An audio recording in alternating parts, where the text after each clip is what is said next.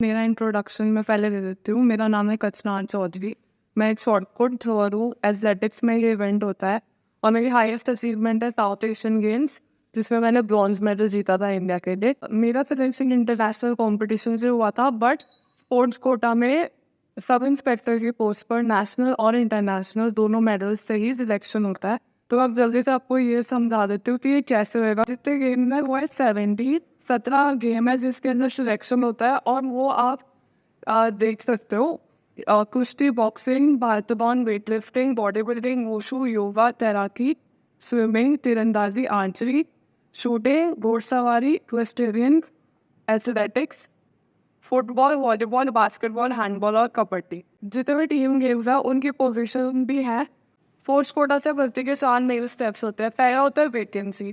किसी भी गेम में अगर ये सीट खाली होती है तो सबसे पहले निकलती है वैकेंसी। वैसे ही जैसे पढ़ाई में निकलती है, स्पोर्ट्स कोटा में भी सेम तरीके से निकलती है। उस वैकेंसी पर फॉर्म भरे जाते हैं। एक एग्जाम्पल है कि कैसे वैकेंसी निकलती है। अब जैसे इन सभी गेम्स के अंदर ये वैकेंसी निकली हुई है, तो यहाँ पे वो लोग मेंशन करता है, पुलिस डिपार्टमेंट मेंशन करता है कि किस गेम में कितनी वैकेंसी है। जैसे कुश्ती के अंदर पुरुष की वैकेंसी है 2 सीट्स है, तो इन 2 सीट्स के लिए आवेदन आएंगे। वो कितने भी आ सकते हैं, 2, 5, 10, 15, जितने भी मतलब एलिजिबल होंगे वो सब लोग इसमें आवेदन करेंगे। अब एलिजिबिलिटी के लिए कुछ कॉम्पिटिशन्स की लिस्ट है जो आप स्क्रीन पे देख सकते हो। इन सारे कॉम्पिटिशन्स में अगर आपके मेडल है तो आप यहाँ फॉर्म भरने के लिए एलिजिबल हो। हर एक कॉम्पिटिशन के मार्क्स अलग अलग होते हैं। टोटल 70 मार्क्स होते हैं और सिर्फ कॉम्पिटिशन के सर्टिफिकेट्स के, और 30 मार्क्स होते हैं ट्रायल के।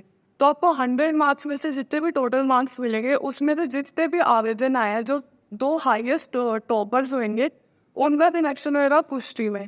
सेम जैसे बॉक्सिंग में 3 पुरुष और 2 महिलाएं हैं।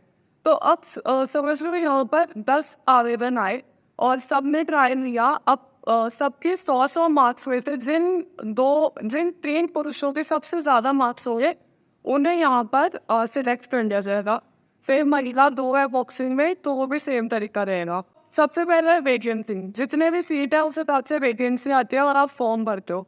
सेकंड है फॉर्म भरते हो, हार्ड कॉपी जमा होती है। वो हर एक डिपार्टमेंट का अलग अलग है, कितने दिनों में फॉर्म भरना, कब उसको सबमिट करना है, ऑनलाइन सबमिट करना है, ऑफलाइन सबमिट करना है, वो पूरा नोटिफिकेशन में मेंशन होता है। तीसरा है ट्रायल। तो ट्रायल जो है ये आपके खुद के स्पोर्ट्स का होता है। वैसे तो जो सामान्य भर्ती होती है उसके अंदर अलग अलग ट्रायल होते हैं, फिटनेस टेस्ट होते हैं, बट स्पोर्ट्स कोटा के अंदर आपके अपने गेम का ट्रायल होता है।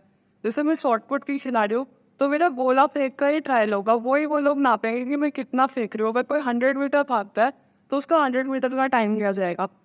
अब जैसे समझ लो कि 10 लोगों ने फॉर्म भरे। अब इन सभी 10 लोगों को, अगर इनके जो कॉम्पिटिशन्स हैं, जो कॉम्पिटिशन मेंशन कर रखे हैं, आप स्क्रीन पे वापस देख सकते हो। इन कॉम्पिटिशन्स में अगर इनके मेडल है और ये लोग एलिजिबल हैं, तो इन्हें ट्रायल्स के लिए बुलाएंगे। तो मतलब इनमें से 2 लोग एलिजिबल ही नहीं थे। उनके किसी स्टेट में मेडल था या किसी नेशनल में मेडल था जो फेडरेशन मान्य ही नहीं है। किसी लोकल टूर्नामेंट में मेडल था जो मान्य नहीं है। तो इसमें से 2 को माइनस कर देंगे, और अब यहाँ पे 8 लोग रह गए ट्रायल के लिए। अब ये लोग अपने स्पोर्ट्स का ट्रायल देंगे 8 लोग। ट्रायल के 30 नंबर है, तो अब इन 30 नंबर में से इन्हें मार्क्स मिलेंगे। सबको अलग अलग नंबर मिलेंगे जितना उनका ट्रायल होगा। तो इसमें जो सबसे फर्स्ट आएगा ट्रायल में, उसे सबसे ज़्यादा नंबर मिलेंगे। उसके बाद फाइनल होता है सिलेक्शन। तो सिलेक्शन 3 चीज़ों पर आधारित होता है, और मेन है ये 2 चीज़ें, सर्टिफिकेट और ट्रायल। तो सर्टिफिकेट्स के आपके होते हैं 70 नंबर और ट्रायल भी होता है 30 नंबर। इन 8 लोगों को अपने सर्टिफिकेट्स के बेसिस पे 70 नंबर में से मार्क्स मिलेंगे, और फिर उनके ट्रायल में से 30 नंबर में से मिलेंगे। तो अब आप मान लो कि ये जो 8 लोग थे, उसमें सबसे पहले जो भी आया है उन्हें मिले 80, 100 में से। दूसरा नंबर पर मिले 79, फिर मिले 75, और ऐसे आगे मिलते गए। तो अगर 1 सीट है तो सिर्फ इनका सिलेक्शन होगा, 2 सीट है तो इनका, 3 है तो इनका। ऐसे क्रोनोलॉजिकल ऑर्डर में होगा, जिसके सबसे ज़्यादा नंबर होंगे उनका सिलेक्शन होएगा।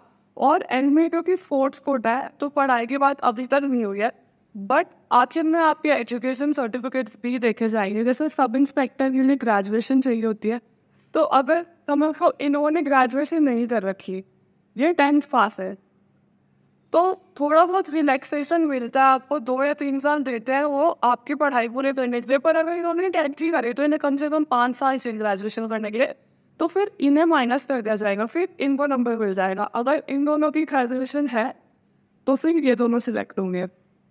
तो ये आपका पूरा तरीका है कि आपको स्पोर्ट्स कोटा से कैसे भर्ती मिलती है। इसके बाद जब सिलेक्शन हो जाता है, समझ लो दो सीट्स थी और इन दोनों का सिलेक्शन हो गया, फिर इन्हें इन्फॉर्म किया जाएगा कि आपका सिलेक्शन हुआ है। इनके पास ज्वाइनिंग लेटर आएगा, ज्वाइनिंग लेटर के बाद इनका मेडिकल होएगा, फिर इनकी ट्रेनिंग होएगी पुलिस अकेडमी में, और फिर इन्हें फील्ड पे भेज दिया जाएगा। स्पोर्ट्स कोटा में ये है कि आप 5 साल तक फील्ड पर नहीं जा सकते हो, आपसे एक बॉन्ड फिल करवाते हैं, तो आपको 5 साल तक फिर अपना गेम करना है। तो ये एक बहुत अच्छी चीज़ है खिलाड़ियों के लिए कि उन्हें 5 साल तक अपने खेल को करने का मौका मिलेगा। उसके बाद भी अगर वो अच्छा करते हैं तो अपना गेम कंटिन्यू कर सकते हैं, वरना उन्हें फील्ड में भेज दिया जाएगा। तो ये पूरा तरीका था आपको स्पोर्ट्स कोटा से कैसे भर्ती मिलती है। मैडम आपका बहुत बहुत धन्यवाद। आप आए और हमारे जो भी खिलाड़ी हैं, हमारे राजस्थान के जो भी युवा हैं और जो मतलब परीक्षा के थ्रू जो भी पुलिस में अधिकारी बनना चाहते हैं, उनकी तो अलग बात है, बट जो परीक्षा में मतलब इतना अच्छा नहीं कर सकते, तो उनके लिए बहुत अच्छा मौका है कि वो अपने खेल की जो प्रतिभा है उसको यदि वो निखारते हैं तो वे खेल से भी वो पुलिस के अंदर आरपीएस, सब इंस्पेक्टर, कांस्टेबल आदि बन सकते हैं।